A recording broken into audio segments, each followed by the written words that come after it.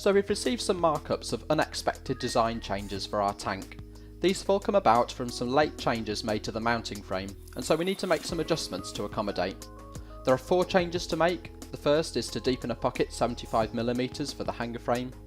The next, to bring face A in line with face B. After that, reduce the overall height of the tank to 425mm from the bottom. And finally, compensate for the loss of volume by angling this face out a further 15 degrees. Simple.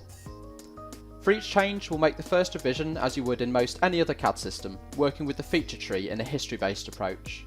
Then, we'll make exactly the same revision using synchronous technology.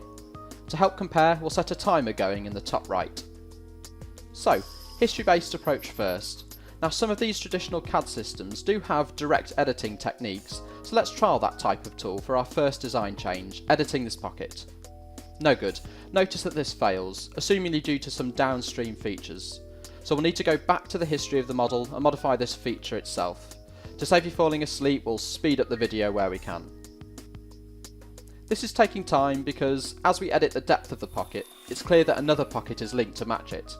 Design intent automation is usually seen as a good thing, but not when unexpected changes come about, as we have to find and remove that link. Okay, same change but this time using synchronous technology. Timer restarted, and we'll go through this in real time because it's as simple as placing a dimension in 3D, entering the required value, and notice the other pocket is left well alone. Done. Back to a history-based approach for the second change, matching face A to face B. As we edit the top feature holding face A, because history-based CAD is order dependent, the cut below that holds face B doesn't yet exist, so we can't match to it. Therefore we have to do some drag and drop reordering in the tree so that we can see what we want to match to. Oh, and notice some grey arrows that have just appeared in the tree. They're warning us that there's some kind of rebuild issue. We'll ignore these for now, but ultimately we need to come back and fix. The face angles need to match too, so we have to find the relevant feature and edit.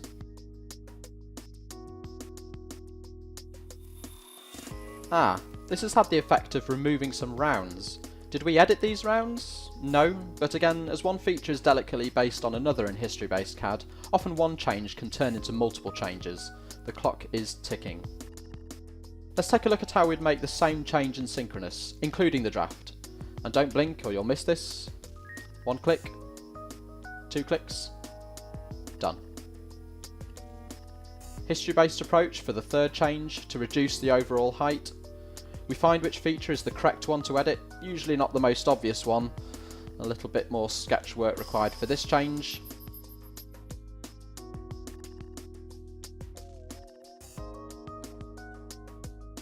Oh, and once again some rounding to fix. Are you still following along? Does everything look okay? Are you sure everything rebuilt 100% correctly? This doesn't look like it used to do. Time for another fix, but good thing we spotted this before any moulds were cut. Could have been costly.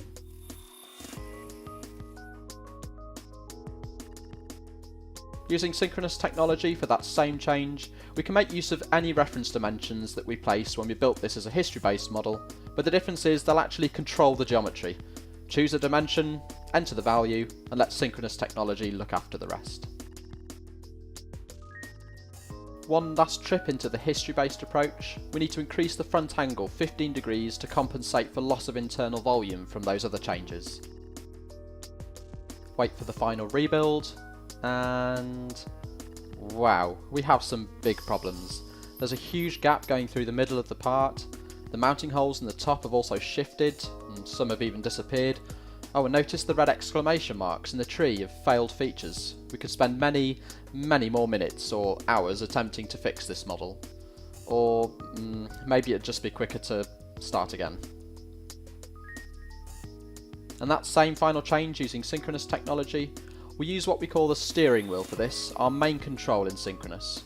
We can use this to simply rotate around this round, and we can enter the precise value of 15 degrees. Done. All sorted, no rebuild issues. So, how did the times compare?